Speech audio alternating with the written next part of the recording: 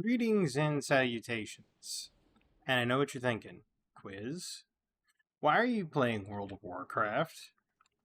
Why are you playing a level 60 warrior? And why did you queue for Alterac Valley? The answer to all those questions is quite simple. And that is this. I'm going to show you the fastest way to earn honor as either Horde or Alliance in Alterac Valley. Now, believe me, this blasts away brain cells, okay? So just if you don't like monotony, this is not going to be for you. So, as you can see, I have 346,814 honor for the week. I'm going to end up becoming like rank 10. I'm going for the High Warlord grind, and I know that the old High Warlord grind was like get your poop sock, get your Hot Pockets and Doritos and your Mountain Dew or your Red Bull, and tuck in for 4.5 showerless months. But that's not how it is anymore. So when you take a look at the map, you see all the things. You see your bunkers, your graveyards. If you've played World of Warcraft before, you know the standard fare of the map, right? It's pretty obvious. Here's how you get 3,000 honor, pretty much roughly 3,000 honor every game. You come here to the Iceblood Garrison. There's a whole bunch of lieutenants and Belinda Stonehearth. You kill all the lieutenants, all the commanders, and you kill Belinda. Each one of them is worth 198 immediate bonus honor given to you. Whether or not you complete the game, whether or not you win, whether or not you lose, you get that 198 bonus honor for killing the lieutenants, killing the commanders, and killing Belinda. You also get 198 bonus honor for burning each of the bunkers. So that's, let's just say 200 honor. That's 2, 4, 6, 800 honor, 1,000 honor. That's just to the Belinda and the 4 towers. Then there's like 4 or 5 lieutenants, and there's a commander in each one of these bunkers. So now you have another 1,000 and then another 1,000 here. So you get about 3,300 all in. Now, if you win, you get obviously 3 tokens of Alterac Valley tokens where you win. You get the little insignia. As you turn them into your War Master, you get another 400 honor. You don't even have to, and mind you, this is not even counting running into other players and killing them. So if you run into another player and you put, your unstoppable force to the gnome's head and you hear him do that, the flop and squeal, there you go. Now this is, I want to make this clear that this is the World of Warcraft Anniversary Edition. I also do play SOD, but this World of Warcraft Anniversary Edition, there are quality of life improvements that do exist, and in this one, the gate is closer. Now there are some defense tactics that I want to talk about in a bit. I play on Night Slayer, the PvP realm, and I originally didn't want to do the High Warlord grind, but then I thought, you know what? I might as well. I've never done it. I did raiding in the past, and I never did the High Warlord grind. I thought, I'll do it anyway. Right now, it only goes to rank 11. So you can get to Lieutenant General and get your Epic Mount. Once you're Lieutenant General and you have your Epic Mount, you have to wait until Blackwing's Lair comes out for the Anniversary Edition in order to go to rank 14, at which point I will be going to rank 14. So like I said, I've never done it before. Oh, and there's no decay.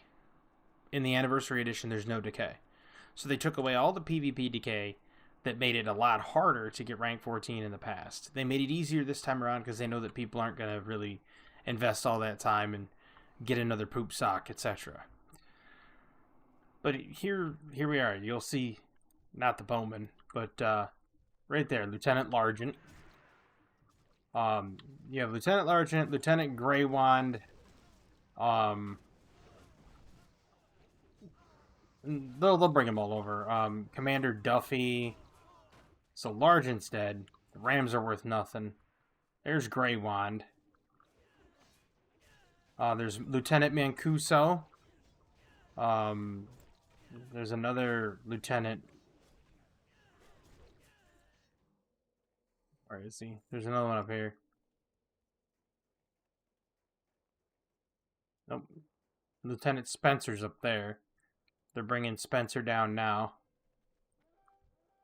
Yep, he's got Mancuso. He's got Stout. He's got Spencer, Mancuso, and Stout Mantle. Stout Handle. Sorry. I stand corrected.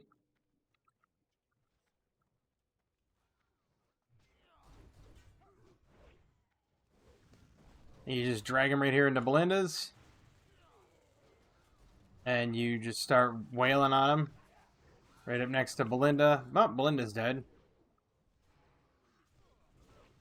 And this is like the fastest way to get bonus honor, really. I mean, honestly, you get 3,000 per game, assuming they don't turtle. And if you manage to get the game done in 10 minutes or so, that's, you know, hey, 3,000 honor in 10 minutes. You can't get that level of honor in Warsong Gulch. You really can't. And right there, we'll click it right here. We'll take a look at how much we have. 1,300 bonus honor already. So that's 1,300 honor that goes right to you, regardless if you win, lose, or whatever. You could AFK. Well, there's another 198. So we're at 1,584. So you could, like I said, you could AFK and you still get this honor. It's guaranteed. Once you have it, it's guaranteed. Now we're going to talk about defense tactics and turtling. Turtling is where your team decides that it's a better option to play defense, which is never a good idea. Up, there's Commander Carl Phillips.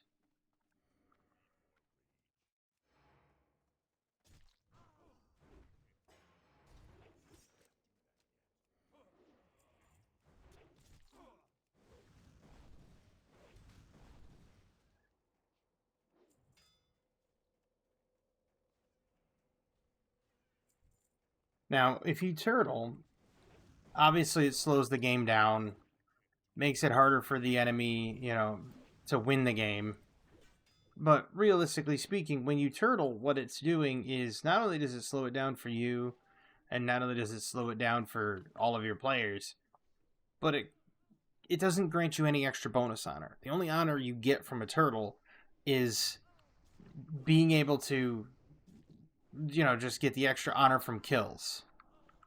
See, Commander Carl there was worth another 198. So he was worth killing. We're up to 1,782. Now the Alliance get the same amount of honor, because there's just as many lieutenants and commanders on the Horde side that they can kill, so it's the same amount of honor. The Alliance just never seem to do it, though. They push all the way to Drekthar, and they're just like, well, we're going to kill Drekthar and be done with it. Now, if you want to get on a WoW Classic game, and you want to come into Alterac Valley and farm honor, best way to do it is right here. That aside, some of the defense tactics, and this is where the game is necessarily tilted in the Alliance favor, and I know there's going to be a lot of Alliance commenters out there saying, you don't know what you're talking about. You're a fool, you dullard, you moron. And they're going to be doing this all the time. And you want to know what? That's fine. They can call me whatever. I don't care. They could even, call me retarded. It's fine. And I know there's people out there that have a problem with that, but, well, I'm sorry, but the actual definition of the word, it's perfectly fine. If you're an Alliance player and you're playing a Hunter, you can drop a Frost Trap right here in this area. Anybody that triggers that Frost Trap, if you have entrapment, they're rooted there. Bowmen from North and South Tower can shoot about halfway across the tower. Or halfway across the bridge. That large enough of an area where they can shoot makes it incredibly difficult for the Horde to get across the bridge unscathed. So now what you do is you have Horde, who are basically being hammered to pieces by ranged attackers. And when they're being hammered by these ranged attackers at 200-300 a shot, it gives you basically carte blanche to slaughter them right there. Now, does that mean that Horde can't do the same? Well, actually, they can't. Because of the way the towers are structured, there is an actual architectural reason as to why the Horde can't do it. Now, I'll go up and I'll show you. Put on the Unstoppable Force again. So, when you get up here, the bowmen are out here out on like these parapets, okay? If I'm a bowman here, I can shoot you capturing the flag there and there. Makes it harder to capture the flag. Now, There's an interesting thing about this. If you try to do that on the Horde, you can't. Because of the way the Horde tower structures are made, all of the archers are out here on the parapets, but there's one hole that none of them can shoot into. So you can just run up the tower, run straight in, cap the flag. It gives a distinct advantage to the Alliance when taking Horde towers. Tons of them, actually. That 90-degree kink up there, and the way that is formed, is a massive choke point. Bigger than the one down here in Iceblood. Or Frostwolf, and then leading into the Frostwolf Keep. Because you could just ride up and over, and if you have an epic mount, you could fly right up over this hill here, over the fence. You don't even have to go through the choke point here, or the choke point there. And when you're at this choke point between the two towers, East and West Frostwolf, our archers on the Horde can't shoot down and shoot you while you're there. They can't make that shot angle. It's out of line of sight. So everything in this whole area here is in line of sight of the archers and is just Death Valley. But everything in the Horde territory is not. Now let's talk about another instance where the Horde have it harder.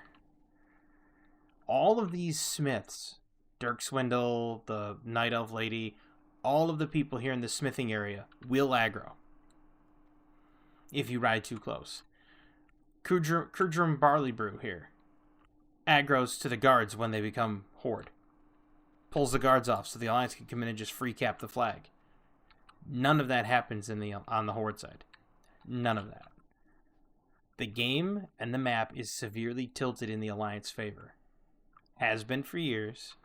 Oh, and the cave is here. Okay? The cave used to be down here. They moved it up here because they found out that the Alliance running from their cave to Frostwolf was shorter than a Horde running from here to Dunbaldar. They actually sat down and timed it, and then moved the cave.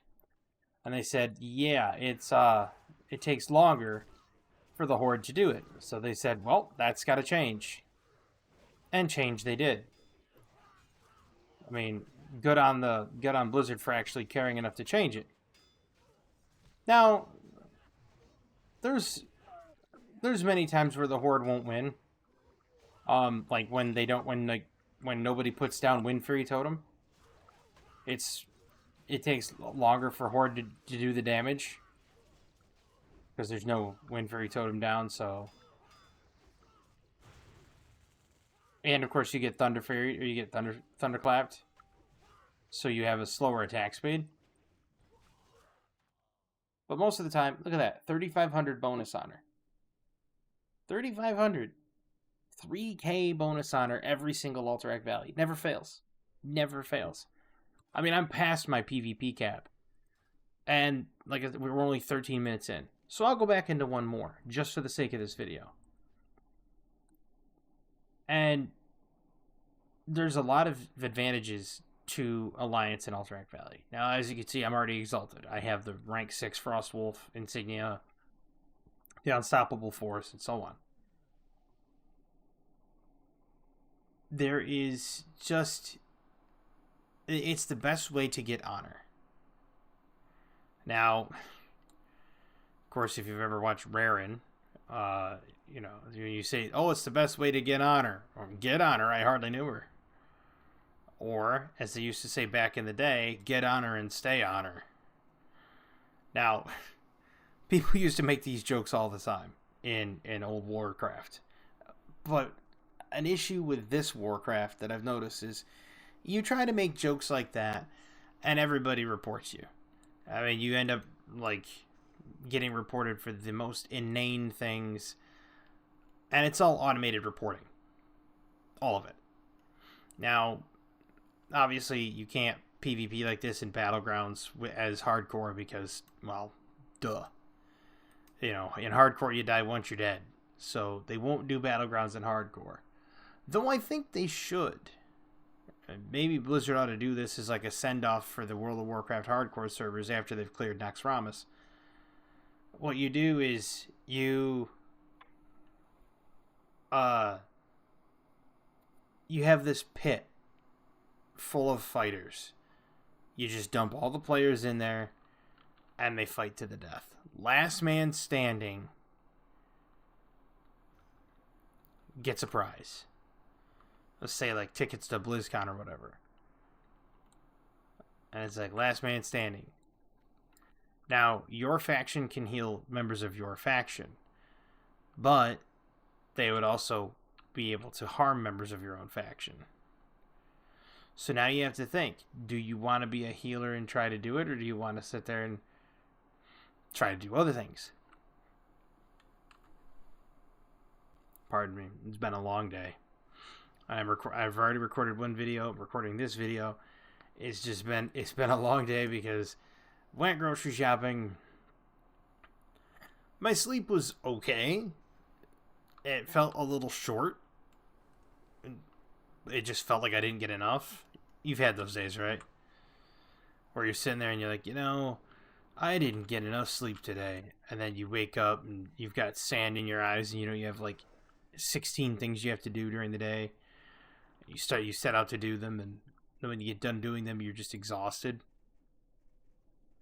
One of those days. But yeah, you'll see some of the commanders for here, for the Horde when we go riding by them. There's Merp, Lieutenant Merp. Now, they also sometimes, I've noticed that the Alliance sometimes does not kill Galvangar. And I don't know why. There's Lieutenant Rugba. There's Lieutenant Stronghoof. I don't know why the Alliance doesn't decide to kill Galvangar half the time.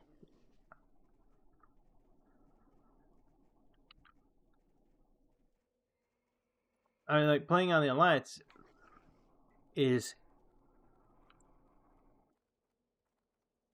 a lot easier if you think about it. It's like, if you have hunters and you just, like, two to three hunters or a frost mage and a couple of hunters could just absolutely stymie the Horde. Completely. All you have to do is just defend that pinch point up at Dunbeldar. Defend the bridge. You slow Horde down. You slow Horde's initial incursion down by a minute and a half. You win the game. 2 frost traps and a frost mage, and you win.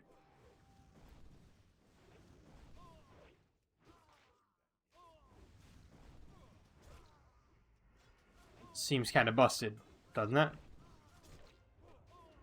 It's like, oh well, it's like, how on earth are we going to win the game? Well, it's quite simple, really. We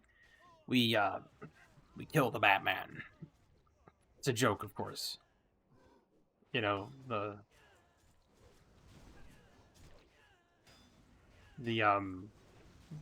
Dark Knight.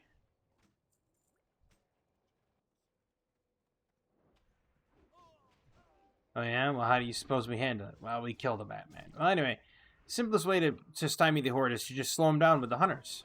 A couple hunters and a frost mage. I mean, honestly, it will do it. But this is the quickest way to get honored. Or not honored, as in like the reputation, but honor. Because you could sit there and you could go to Warsong Gulch and struggle. And I think you get like 1,500 bonus honor in Warsong Gulch. And maybe with a good Warsong Gulch crew, you might be able to get in and get out and get the whole game done in about 15. Maybe. If you're lucky.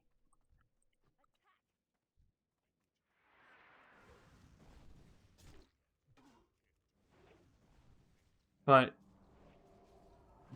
the chances of you actually doing it and pulling it off in Warsong, slim to none. Slim to none. And that's only because it's just the way how Warsong is. It's the way how Warsong is structured. It's too easy to defend certain things. It's just how,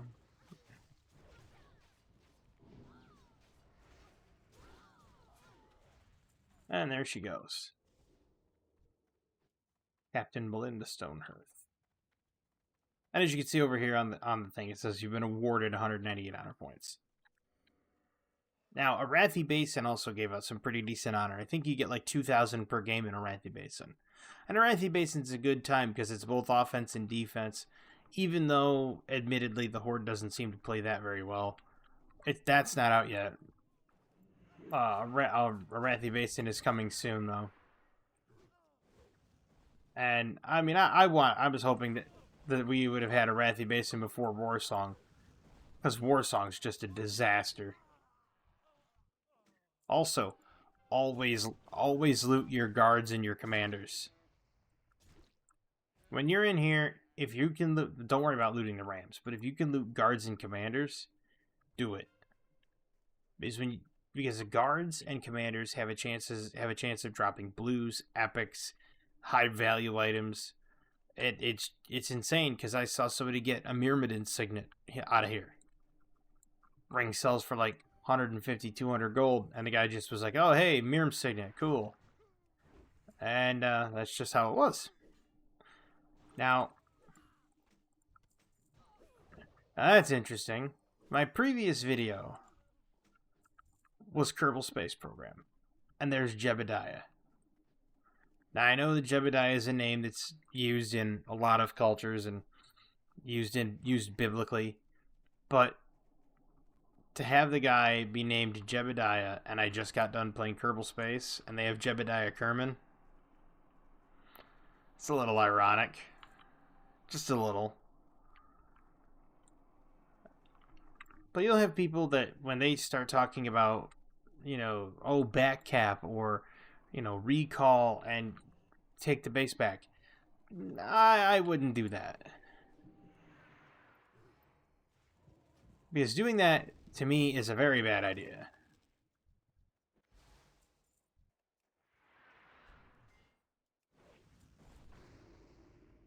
Oh, I'm totally dead.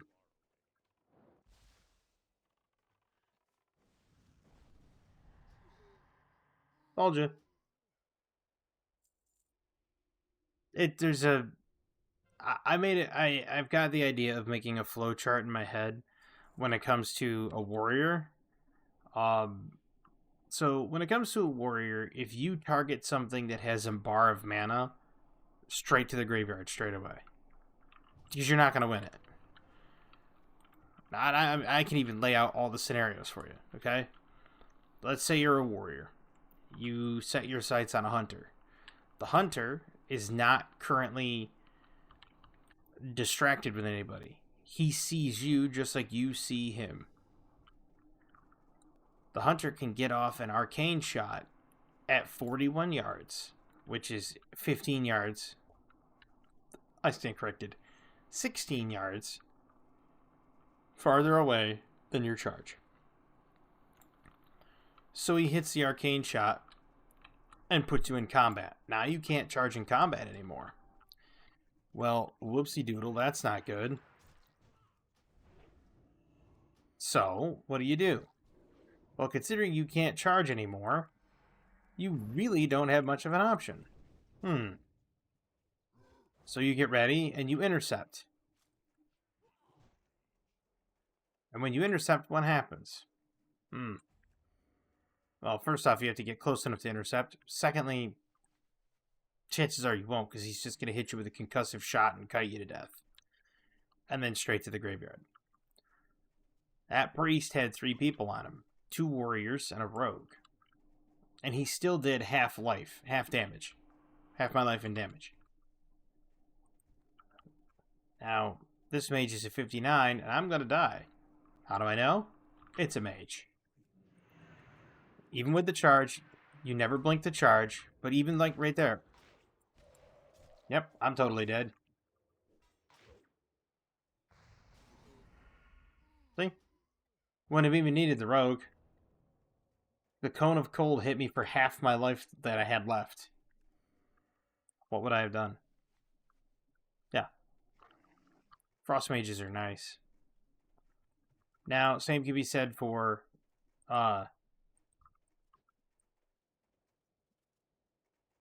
warlocks. Warlocks can do the same thing as affliction. They throw some dots on you before you get the ability to charge. And that's all it boils down to for a warrior. Most of the fights from a warrior's perspective, if you don't get the charge, you've already lost. And as a warrior versus a rogue, you ask yourself one thing. Did the rogue burn evasion quick? did they burn the evasion quickly? If you say yes, then chances are it's a coin flip. It all boils down to how many times your overpower crits. Because overpower has a 6-second cooldown, and the rogue can just as easily blind you, vanish, cheap shot, kidney shot, and just become a complete nuisance. So the rogue can still win that. Yeah, if the rogue has all of his cooldowns and uses them, he's going to beat the warrior. When you're fighting a paladin, warrior starts to take the holy damage. The paladin bubbles at about 60% life, bandages to full. If the warrior tries to back off and bandage, the paladin just judgments. And you can do a flash of light. You get 3-4 ticks of a bandage. Warrior tries to get away and bandage. You judge him, keep him in combat, hit him, give yourself a flash of light. You could basically kill him with the holy power, with the holy damage from a paladin. Or you can always just go prot and laugh at a warrior as you just absolutely slaughter him. Now, warriors can reliably beat shaman. This I have noticed. But there is a shaman build out there that can actually beat warriors, almost reliably. But it's an avoidance enhancement shaman. But it could do it. So, there is that. Other than that, it pretty much, like, you fight against a druid. The druid gets the pounce bleed on you, applies the bleeds, shapeshifts to bear, and then laughs at you as you die. You fight against the shadow priest, so long as, like, if you charge the shadow priest, and they get, if depends on if you get the charge on a shadow priest. That's another one of those that if you get the charge, you might win. Chances are slim, but you might. Other than that, you won't. I'm trying to think what class I haven't picked yet and talked about.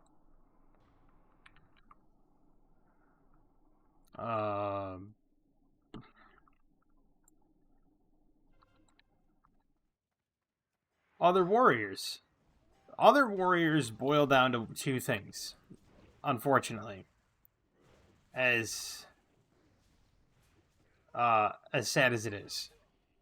The first thing it boils down to with a warrior is, even if, let's say, both warriors get to charge, so they meet in the middle of the field and they both charge, or neither of them get to charge, it boils down to, is the warrior immune to disarm?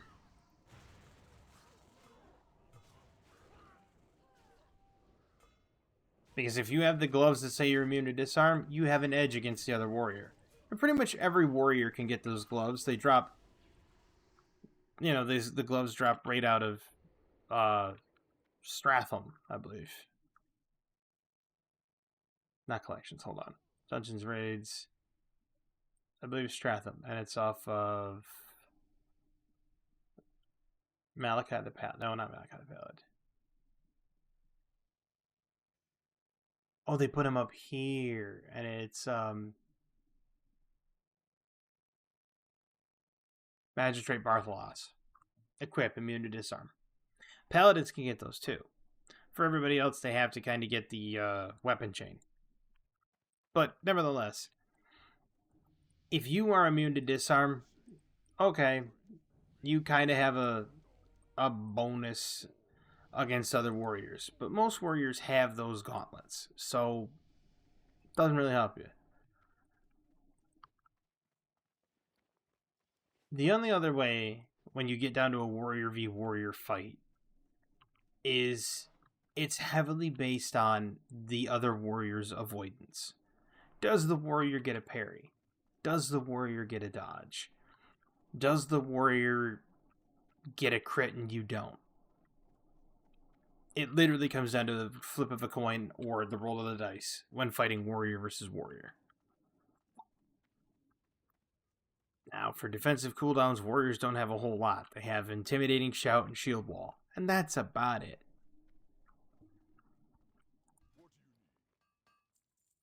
Once those are down, they've got nothing in the tank. Nothing.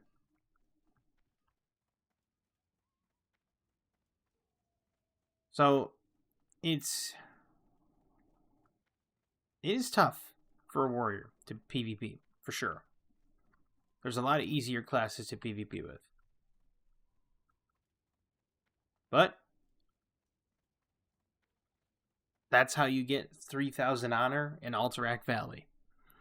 And like I said, if you're playing the Alliance, because there's a lot of Alliance players out there, if you're playing on the Alliance, first, you're wrong for doing so. That's a joke, by the way. And secondly, you could also do the same thing. You can get 3,000 honor, kill Galvangar, kill the lieutenants, kill the commanders. You might have to put 3 hunters or 3 people on defense, but if you put those 3 people on defense, you'll win almost every game as Alliance. Nevertheless, everybody's going to get 3,000 bonus honor, roughly. And it's a 10-minute game. Like, I did, 3 Alterac Valleys? Or 2 Alterac Valleys, and they were like 12 minutes. That included the queue time. It's not bad honor.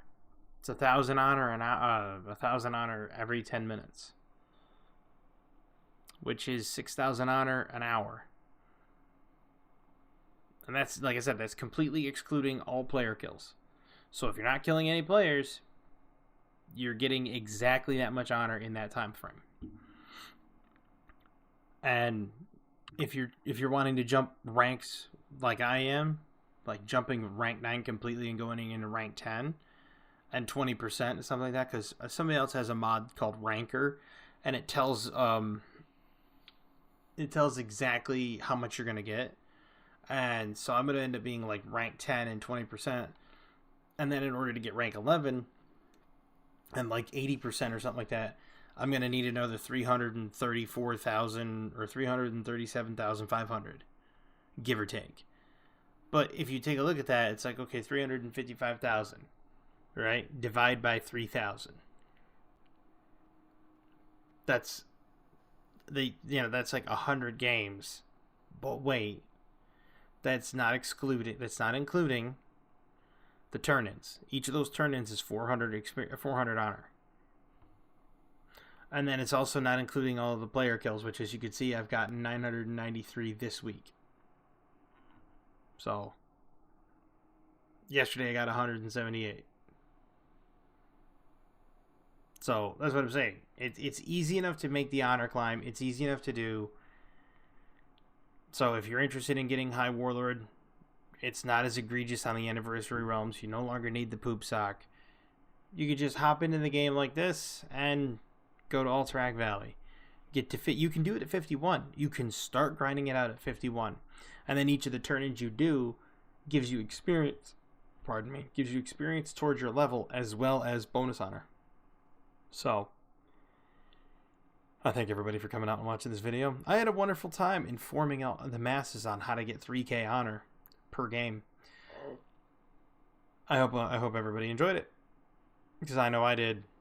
I hope everybody has a fantastic evening, a wonderful tomorrow, and as always, for the Horde.